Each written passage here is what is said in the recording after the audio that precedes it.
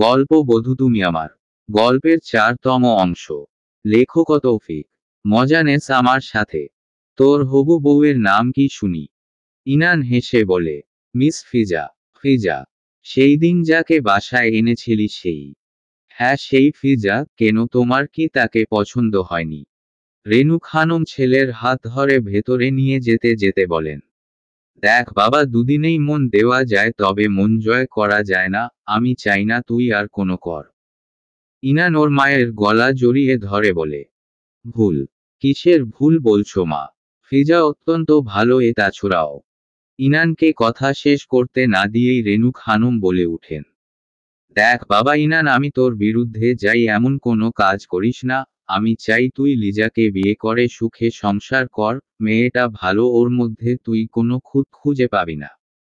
ইনান ওর মায়ের গলাটা ছেড়ে দিয়ে সামনে দিকে এগিয়ে যেতে যেতে বলে, মানুষ কখনোই পারফেক্ট হয় না মা, পারফেক্ট করে নিতে হয়, কখনো কখনো বা আমার মানিয়েও নিতে হয়।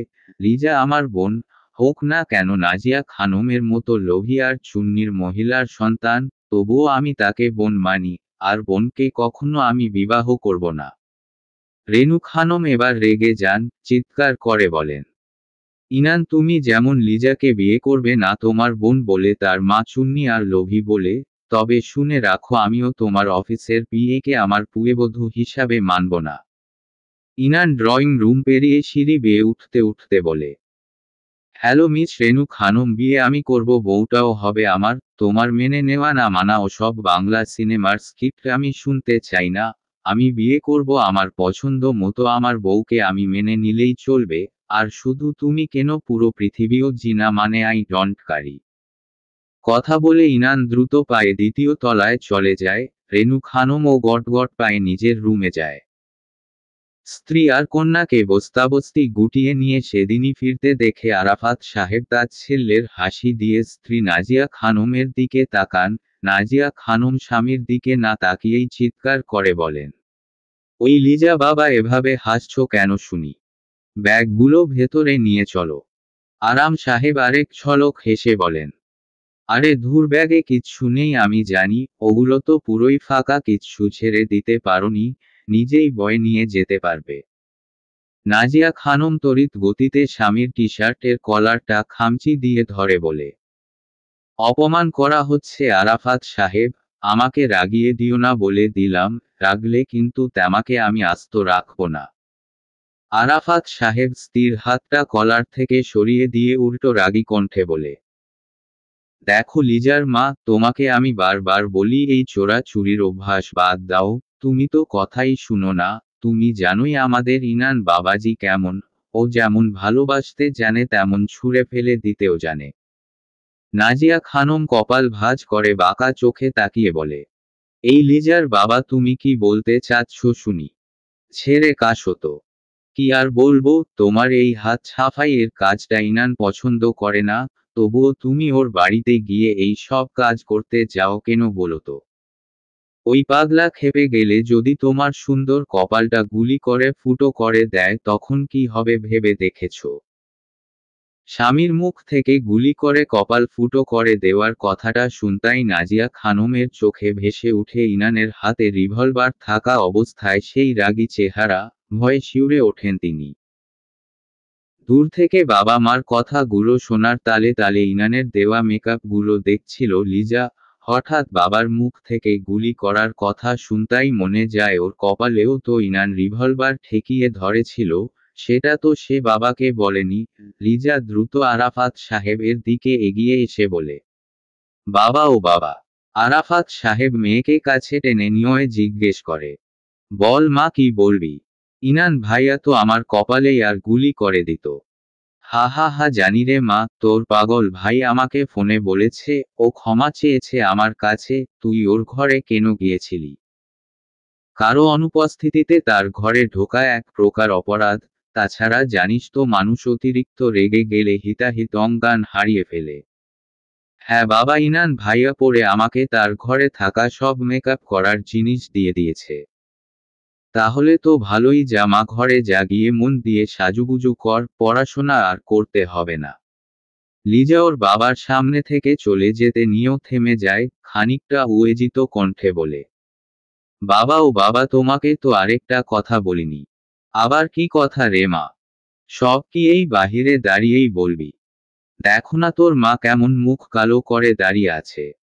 আর একটা কথা বাবা, ইনান ভাইয়া বলেছে এবার আমি পরীক্ষায় পাশ করলে আমাকে একটা পার্লার বানিয়ে দিবে, যেখানে আমি নিজেও সাজুগুজু করব, আবার সাজুগুজু করেও দিব। তাহলে এখন মন দিয়ে পড়তে বসো মা, আর হ্যাঁ, তোর পার্লারের ম্যানেজার কিন্তু আমি হব।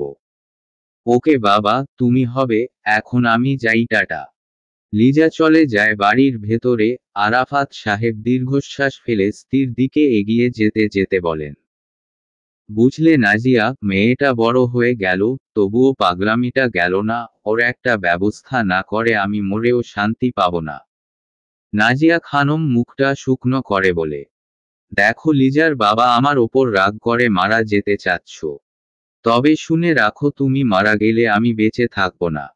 আরাফাত সাহেব স্ত্রীকে জড়িয়ে ধরে বলেন, এতটুকুতেই রাগ শেষ? মানুষ চিরজীবন বাঁচবে না নাজিয়া, চলো ভেতরে যাই, রাত অনেক হয়েছে, একটু ঘুমাবো। বারবার দরজার দিকে উকিঝুঁকি দিতে দিতে ফিজা খাওয়া শেষ করে কেবিন থেকে বেরিয়ে আশেপাশে তাকায়, তবে কাঙ্ক্ষিত মানুষটাকে না দেখে হতাশ হয়ে রাহেলা বেগমের কেবিনে প্রবেশ করে দেখে দুটো নার্স তার মায়ের পাশে বসে আছেন। ফিজাকে ভেতরে ঢুকতে ডেকে একটা নার্স বলে উঠে, নার্স ম্যাম, আপনার খাওয়া হয়ে গিয়েছে। জি আপু, আপনারা খেয়েছেন? নার্স, জি, আপনার আম্মুকে ঘুমের ইনজেকশন দেওয়া হয়েছে, আর তিনি মুখে খেতে পারবেন না, তাই নল দিয়ে খাইয়ে দেওয়া হয়েছে।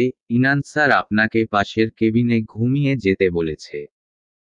ফিজা নার্সের দিকে খানিকক্ষণ চেয়ে থেকে বলে, দেখুন নার্স আপু, মা তো আর আপনার ইনান স্যারের না, তিনি বলতেই পারেন, তবে সন্তান হিসাবে তো মাকে ছেড়ে আমি থাকতে পারি না। আমি এখানেই থাকবো। আপনাদের ডিউটি কতক্ষণ? জি, সারা রাত। ফিজা কি একটা ভেবে বলে, তার দরকার নেই মা তো ঘুমিয়ে গেছে, আপনারা আসুন, দরকার হলে আমি ডেকে পাঠাবো।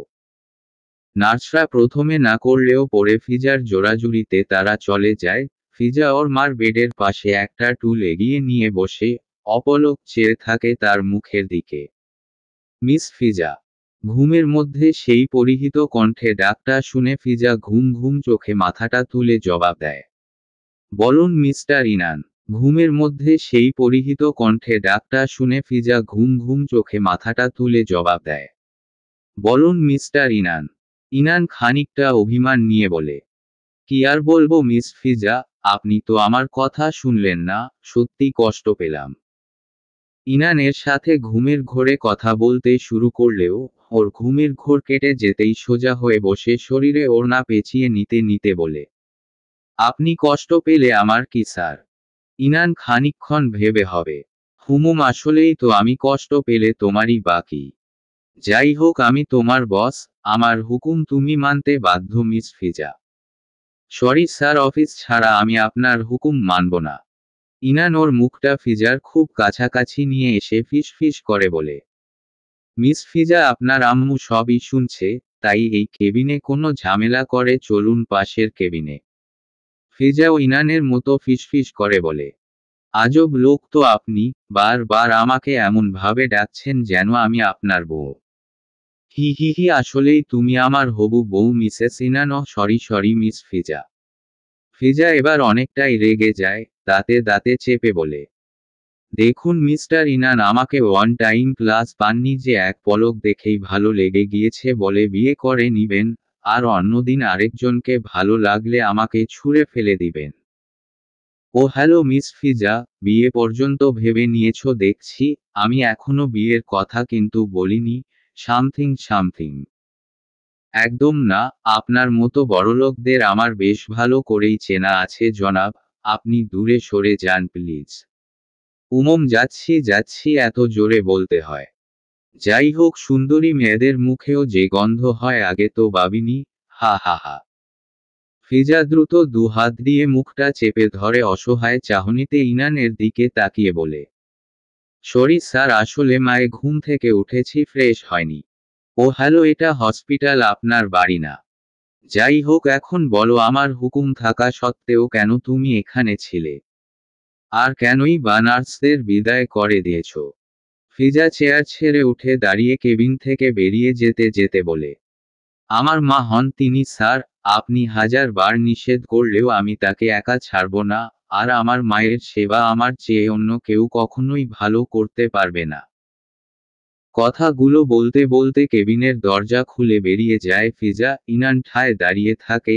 এমন সময় ফিজা কেবিনের দরজা খুলে মাথাটা বাড়িয়ে ইনানকে উদ্দেশ্য করে বলে, আর কিছু বলতে চাইলে বা শাস্তি দিতে চাইলে পাশের কেবিনে অপেক্ষা করুন, আমি ফ্রেশ হয়ে আসছি। ইনান মুচকি হাসে। ইনান কেবিন থেকে বের হতে নিবে অমনি ডাক্তার সেলিম শাহির আগমন ঘটে কেবিনে। ইনান এগিয়ে যায় তার দিকে। তারপর, স্যার কেমন আছেন? সেলিম শাহি কপাল কুঁচকে ইনানের দিকে তাকিয়ে বকে, ভালো আছি ইনান, তবে তুমি আমায় স্যার বলছো কেন? আমি কিন্তু অপমান বোধ করছি। আপনি আমার শিক্ষকের মতো, তাছাড়া বাবার বন্ধুও ছিলেন। যাই হোক স্যার এর বদলে আঙ্কেল বলি তবে। হ্যাঁ তাই ডেকো। ইনান এর মুখের দিকে তাকিয়ে দেখে তার মুখে হাসি নেই, কেমন যেন গম্ভীর চাহনিতে তাকিয়ে আছেন ফিজার মার বেডের দিকে। ইনান বিপদের আঁচ করতে পেরে বলে উঠে, আঙ্কেল মনে হচ্ছে খবর তেমন ভালো না। সেলিম শাহি গম্ভীর কণ্ঠ বলে, কিভাবে বুঝলে ইনান? আপনি একজন হাসি খুশি মানুষ, সব সময় আপনার মুখে হাসি লেগেই থাকে, তবে আজ কেমন যেন গম্ভীর। মুখে একটুও হাসি নেই। সেলিম শাহি চোখ থেকে মোটা ফ্রেমের চশমাটা খুলে মুছতে মুছতে বলেন, ঠিক আন্দাজ করেছ ইনান, পেশেন্টের অবস্থা আশঙ্কাজনক, ব্রেনের 70% ক্ষতিগ্রস্ত হয়ে গিয়েছে। এতে কথা বলা, শরীরের বাকি অঙ্গ নড়ানড়া তিনি করতে পারবেন না, তবে তিনি বার কয়েক হয়তো চোখ মিলে তাকিয়ে থাকতে পারবেন। আঙ্কেল কোনো কি উপায় নেই? বিদেশ উন্নত চিকিৎসা করিয়ে সুস্থ করা কি সম্ভব নয়? কোন দেশে নিবে ইনান? সবগুলো উন্নত দেশে প্রশিক্ষণ করেই দেশে এসে এত বড় ডাক্তার হয়েছি। যাই হোক, পেশেন্টের আপমন বলতে কে আছে? তার একটা মেয়ে আছে শুধু। তাকে এই কথাটা নিজ মুখে বলতে পারবো না আমি ইনান। মেয়েটাকে দেখেছি, বড্ড মিষ্টি মেয়ে, তুমি ওকে জানিয়ে দিও। তার মা হয়তো বড়জোর কয়েক দিনের অতিথি।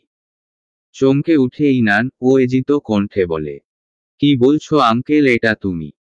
দা সেলিম শাহি চোখে চশমা লাগিয়ে নিয়ে কেবিন থেকে বেরিয়ে যেতে যেতে বলেন, ঠিকই বলছি, তিনি গতকালও স্ট্রোক করেছিল। চিকিৎসা করাতে তাকে বড্ড দেরি করে ফেলেছ। এখন আমার হাতে কিছু নেই।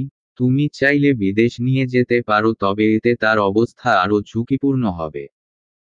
চলে যান সেলিম। ইনান ও কেবিন থেকে বেরিয়ে পাশের কেবিনে যেতে নিবে অমনি ফিজা বেরিয়ে আসে সে কেবিন থেকে। তারপর দুহাতে কিনের কোমর চেপে ধরে বলে, এতক্ষণ ধরে অপেক্ষা করছি আমি পাশের ঘরে, আর আপনার আসার সময় হলে কেবল। ইনান শুকনো মুখে বলে, তুমি এতক্ষণ ওই কেবিনে ছিলে ফিজা? কি মনে হয় মিস্টার বসো? ইনান বড় করে একটা শ্বাস মনে মনে ঠিক করে ফেলে রাহেলা বেগমের সম্পর্কে বলা একটা কথাও সে ফিজাকে বলবে না। বেচারি হয়তো ভেঙে পড়বে। মুখ থেকে গম্ভীরতা দূরে সরিয়ে হাসি হাসি মুখ করে ইনান বলে উঠে, চলো ফিজা, সকালের নাস্তা করবে, তারপর না হয় আমরা বাকি কথা বলবো। বুঝি না বাপু আমি আপনার মনে কি চলে, একবার মুখ গম্ভীর তো পরক্ষণেই শয়তানি হাসি মুখ। ওসব জেনে লাভ নেই, চলো নাস্তা করে নেই।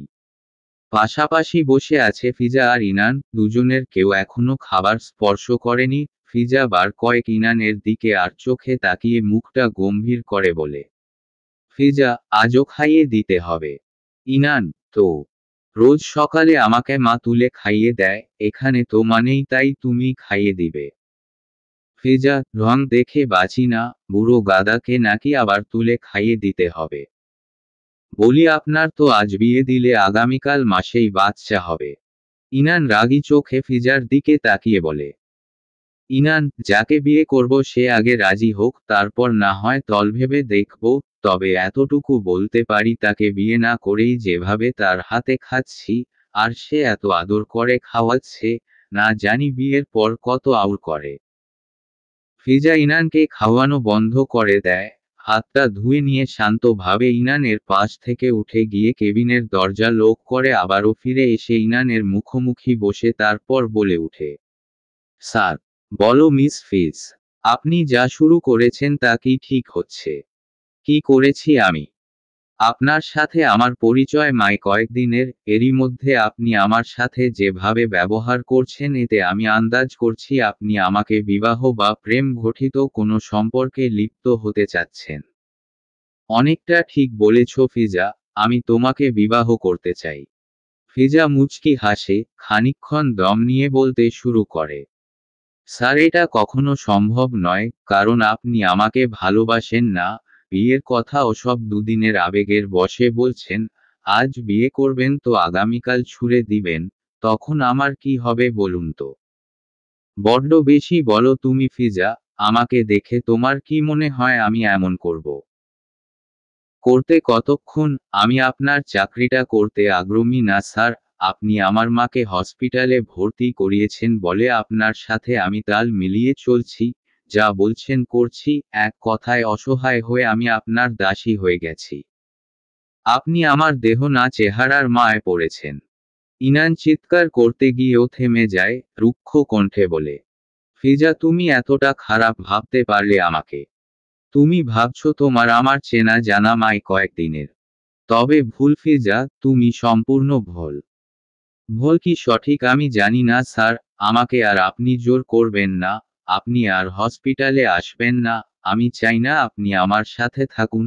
আমার ঘৃণা হয় কোনো পরপুরুষের এত কাছাকাছি থাকতে। কথাটা বলে ফিজা ছুটে যেতে নিবে তার আগেই ইনান ফিজার হাতটা চেপে ধরে, এক প্রকার জোর করে নিজের পাশে বসিয়ে, দাঁতে দাঁত চেপে বলে, ফিজা, তুমি হয়তো ভাবছো করুণা করে তোমার মাকে আমি হসপিটালে ভর্তি করিয়েছি, তবে তুমি সম্পূর্ণ ভুল ভাবছো। তোমাকে অফিসে সেদিন দেখার পরই আমার চোখে ভেসে উঠেছিল একটা মুখ, তাই তো আমি শিওর হতে তোমার পেছনে লোক লাগিয়ে দিয়েছিলাম। সে আমাকে খবর এনে দিয়েছিল, পাশের কেবিনে বেডে শুয়ে থাকা মহিলাটা শুধু তেমারি মা নয়, আমার নিজেরও খুব আপন মানুষ। ফিজা এতক্ষণ ছটফট করলেও ইনানের কথা শুনে সে শহির হয়ে যায়, ফ্যাল ফ্যাল চোখে ইনানের দিকে তাকিয়ে বলে উঠে, আপন মানুষ? হ্যাঁ, তিনি আমার আপন মানুষ। তিনি আমার বাবার একমায় ছোট বোন, আমার ফুপ্পি, শুধুই আমার রাহেলা ফুপ্পি। আপন মানুষ? হ্যাঁ, তিনি আমার আপন মানুষ। তিনি আমার বাবার একমায় ছোট বোন, আমার ফুপ্পি, শুধুই আমার রাহেলা ফুপ্পি। ফিজা ইনানের পাশ থেকে উঠে দাঁড়ায়, খানিকটা গম্ভীর কণ্ঠে বলে, আপনার বাবা আমার মায়ের ভাই হলে রতন মামা তবে কে? ইনান ফিজার হাত ধরে আবারও ওর পাশে বসিয়ে দিয়ে বলে, এটাই তো হলো রহস্য মিস। আমি নিজেও জানি না এই রতন চাচা তোমার মামা হলো কিভাবে। যেখানে আমার ফুপির একটাই মায় ভাই ছিল সেও আবার আমার বাবা। চুপ করুন আপনি, কি যে বলছেন কে জানে। আমি ছোট থেকে নানা নানি মামাকে দেখে আসলাম আর আজ শুনি কি না আমার মা আপনার ফুপ্পি। শুনুন, আমি আপনার ফুফাতো বোন হতে চাই না আর আমার মাকেও আপনি ফুপ্পি বলে ডাকবেন না। রতন মামাই আমার আপন মামা, তাকে আমি ছোটবেলা থেকেই চিনি। এখন ওসব কথা থাক, এখন বলুন কিছু বলবেন। ইনান ফিজার চোখে চোখ রেখে বলে, কি বলবো ভাবছি। আমার বাবার বোনের নাম রাহেলাই ছিল, আর আপনার ব্যাপারে খোঁজ নিয়ে যতটুকু জানলাম আমার বাবার বোন সম্ভবত আপনার মা। কিন্তু কিসের কিন্তু? তুমি বলছো তোমার নানা নানি সবাই ছিল, কেমন যেন সব গুলিয়ে যাচ্ছে। তবে কি তোমার মা আমার ফুপ্পি নয়? হিসাব মিলছে না। এটা তো সহজ হিসাব, আপনার ফুপ্পি আমার মা নয় হলে তিনি আমাকে আপনাদের ব্যাপারে অবশ্যই বলতো। তাছাড়া নানা নানিও থাকতো না আমার। নিশ্চিত কোথাও ভুল হয়েছে আপনার। কে না কে বলল আমার মা আপনারই হারিয়ে যাওয়া ফুপ্পি আর আপনি বিশ্বাস করলেন। বাসায় গিয়ে ঘুম দিন আর হ্যাঁ, ভুলেও আমার মাকে ফুপ্পি বলবেন না। আর আমিও আপনার বোন হতে চাই না। ইনান বাঁকা হেসে বলে, তোমাকে বোন বানানোর ইচ্ছে আমার নেই গো প্রিয়, তোমাকে আমি বউ বানাবে। ফিজা রাগী চোখে ইনানের দিকে চেয়ে বলে, চুপ, একটু সুযোগ পেতেই লুচুমি। এমন লুচু ছেলে আমি জীবনেও দেখিনি। যে মেয়ে আয়নার নিজের চেহারাটাই ভালো মতো দেখতে সময় পায় না, সে অন্যদের দিকে তাকাবে কিভাবে? আপনি আমার বস, সেই অনুযায়ী কথা বলবেন। এখন বাসায় চলে যান। কি আজব আজব কথা বলে মাথা পাগল করে দিতে নিয়েছিল জোসব। ফিজা কেবিন থেকে বেরিয়ে যায়, ইনানও বেরিয়ে আসে সেখান থেকে। গাড়ির সিটে শরীর এলিয়ে দিয়ে চোখ দুটো বন্ধ করে আছে ইনান। এমন সময় রতন চাচা বলে উঠে, বাপজান একটা কথা কইতাম। চোখ না খুলেই ইনান জবাব দেয়, বলো চাচা। স্যার, আমার বোন কেমন আছে? ভালো নেই। আচ্ছা রতন চাচা, তুমি একটা সত্যি কথা বলো তো। কি বলবো বাপজান? রাহেলা বেগম তোমার আপন বোন। হ বাপজান, আমার 5 বছরের বড় বোনটা আমার কত ভালো ছিল। দুলাভাই মারা যাওয়ার পর ভেঙে পড়ে, আর এখন তো বিছানায় শুয়ে পড়েছে। না জানি বোনটার কি হলো। বাড়িতে আমার এক বউ আছে, ওর জন্য বোনটাকে একটা কিছু দিতেও পারি না। শকুনের মতো সব ধরে ফেলে, আমাকে মা ছেলে মিলে মারে। ইনান হতাশ হয়ে যায়, নিজেই নিজের চুলগুলো খানিকক্ষণ টেনে বলে, এত বড় ভুল করে ফেলেছি, ধুর শালা। শুধু শুধু ফিজার সামনে ছোট হলাম। বাড়ি যাই, কাজের মেয়েটার একটা ব্যবস্থা করব। এমন সময় রতন চাচা আবারও বলে, বাপজান আর কিছু বলবেন? না কিছু বলবো না। আচ্ছা তুমি তো আমাদের গাড়ি বহু বছর ধরে চালাও, তুমি কি বলতে পারবে আমার ফুপ্পির নাম কি ছিল? রতন মিয়া খানিকক্ষণ ভেবে বলে, রাহেলা চৌধুরী। ও তা তিনি এখন কোথায় আছে জানো? তিনি আল্লাহর কাছে চলে গিয়েছে বাপজান, বহু বছর আগেই। ইনান চমকে উঠে, বিস্ময়কর চাহনিতে রতন মিয়ার দিকে তাকিয়ে বলে, কি বলছো এসব তুমি? ফুপ্পি মারা গিয়েছে? আমি তো জানতাম তিনি পালিয়ে গিয়েছে। তুমি ভুল বলছো না তো? না বাপজান, আমার বয়স এখন 50, আমি প্রায় 30 বছর ধরে তোমাদের গাড়ি চালাই। তোমার দাদু, তারপর তোমার বাবা, আর এখন তোমাকে নিয়ে আমার পথ চলা। আমার ভুল হচ্ছে না? ইনান থমকে যায়, মুখটা শুকনো করে বলে, আমার ফুপ্পি মারা গেল কি করে? ওসব মুখে আনতে নেই। তবে জিজ্ঞেস যখন করলে তখন বলি, তিনি প্রেম করেছিলেন, এমনকি পেটে 3 মাসের বাচ্চাও এসে গিয়েছিল, কিন্তু তার প্রেমিক তাকে বিয়ে করতে চায়নি, পালিয়ে গিয়েছিল বিদেশ। তারপর? হ্যাঁ হ্যাঁ বলো তারপর। তারপর আর কি ম্যাডাম? বিষ খেয়ে আত্মহত্যা করে। হুম বুঝলাম। তারপর খানিকটা হেসে বলে, বুঝলে রতন চাচা, আমি ভুল খবরে গা ভাসিয়ে তোমার বোনকে আমার বাবার বোন ভেবে নিয়েছিলাম। এখন ভাবতেই হাসি পাচ্ছে। না বাপজান, এটা আমারই বোন। বুঝেছি। তাড়াতাড়ি বাসায় চলো, আজ কাজের মেয়েটার পিঠের চামড়া আমি তুলবো। আমাকে ভুল কথা বলা। কাজের মেয়ের গলা টিপে ধরে গর্জ করে উঠে ইনান, এই জমিলা, তোর এত সাহস হলো কি করে আমাকে ভুল খবর দেওয়ার? আমার বোকা বানিয়ে আমার থেকে 10,000 টাকা খসিয়ে নিয়েছিস। জমিলা ভয়ার্ত চোখে ইনানের দিকে তাকিয়ে বলে, স্যার স্যার, ক্ষমা কইরা দেন। আমার ভুল হইয়া গেছে। কিসের ক্ষমা আর কিসের ভুল? আগে মনে ছিল না? ধরা পড়লে তোর পিঠের চামড়া একদম আস্ত থাকবে না। টাকা লাগতো আমাকে ভালোভাবে বলতি, তুই ছলনার আশ্রয় নিলি কেন? জানিস আমি কি ভুল করতে যাচ্ছিলাম? আমার ক্ষমা করে দেন স্যার। আমারে মাইরেন না, ছাইরা দেন। ইনান জমিলার গলা চেপে ধরেই ছুঁড়ে মারে সামনে দিকে, তারপর হুঙ্কার দিয়ে বলে উঠে, তোকে এই শহরের মধ্যে আর একবার দেখলে খুন করে ফেলবো, মনে রাখিস। বেরিয়ে যা এই মুহূর্তে। ছেলের কাণ্ডগুলো দরজার আড়াল থেকে দেখে রেনু খানম বেশ ভয় পান। তিনি ভাবতেই পারছেন না ছেলে আবার বিগড়ে যাবে। তিনি মনে মনে সিদ্ধান্ত নেন, ছেলেকে যে করেই হোক বিয়েটা করিয়েই দিতে হবে। ছেলেকে দরজার দিকে এগিয়ে আসতে দেখে রেনু খানম দ্রুত সেখান থেকে চলে যান। ডাইনিং টেবিলে খেতে বসেছে ইনান, পাশেই রেনু খানম দাঁড়িয়ে থেকে খাবার তুলে দিচ্ছেন। ইনানও চুপচাপ খেতে শুরু করে, এমন সময় রেনু খানম বলে উঠেন, ইনান একটা কথা ছিল। খাবার খাওয়ার সময় তোমার বক বক শোনার ইচ্ছে নেই, এমনিতেই মেজাজ খারাপ। রেনু খানম গম্ভীর মুখে বলেন, জমিলাকে কেন খবর পাঠিয়েছিলে? আমাকে বলতে আমি তেমাকে তেমার ফুপ্পির কাহিনী বলে দিতাম। ফুপ্পির কাহিনী? থমকে যায় ইনান, থেকেকে থমকে যেতে দেখে রেনু খানম ছেলের কাঁধে হাতে রেখে পাশে বসেন, তারপর বলতে শুরু করে। হ্যাঁ, তোমার ফুপ্পির কাহিনী। তোমার বাবার একমায় বোন রাহেলা চৌধুরী অত্যন্ত আদরের ছিল, আর অতি আদরে বাদর হয়ে নষ্ট হয়ে যায়, প্রেম পীড়িত করতে শুরু করে, আর ফলস্বরূপ পেটে একটা বখাটের বাচ্চা ধারণ করে। বখাটেকে বিয়ে করার জন্য সে চাপ দেয়। বখাটে আজকাল করতে করতে ফুরুত করে বিদেশ চলে যায়। তোমার গুণধর ফুপ্পিও আত্মহত্যা করে বসে।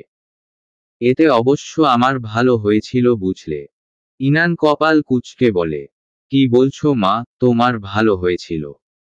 হ্যাঁ, তোমার ফুপ্পি বেঁচে থাকলে আমার আর সংসার করা হতো না। রাত দিন আমাকে জ্বালিয়ে মেরেছে, একটুও শান্তিতে থাকতে দেয়নি। আমার বাবাও বোনের পক্ষ নিয়ে অগণিত বার আমাকে মেরেছিল। ইনান মুখটা মলিন করে ওর মায়ের দিকে চেয়ে বলে, তিনি মারা গিয়েছে, তবে তোমার মনে আফসোসটা রেখে গেছে। ভুলতে বলবো না, তবে মা, তিনি মৃত্যু, তাকে অভিশাপ বা বদদোয়া করো না, খা করে দিও। সেটা তোমাকে বলতে হবে না। এখন শুনো, লিজাকে আমার পছন্দ হয়েছে, তোমার সাথে আমি তার বিয়ে দেব। ইনান মুচকি হেসে বলে, জোর করো না মা, তুমি যেমন ফুপ্পির ওপর এখনো রেগে আছো, এখনো তাকে গালাগালি আর অভিশাপ দাও, তেমনটা তোমার মৃত্যুর পর আমার মনেও তেমার জন্য একই অনুভূতি হতে পারে। নিজের পছন্দ ওপর চাপিয়ে দিও না। রেনু খানম চিৎকার করে বলেন। ইনান, আমি তোমার মা। চিৎকার করে লাভ নেই, লিজাকে আমি বিয়ে করব না। আমার বউ আমি খুঁজে নিব। এর আগে এক বেশ্যাকে খুঁজে এনেছিলে, আর প্রয়োজন নেই। আর লিজাকে এতই পছন্দ হলে নিজেই বিয়ে করে নিও। আমি চললাম। চলবে।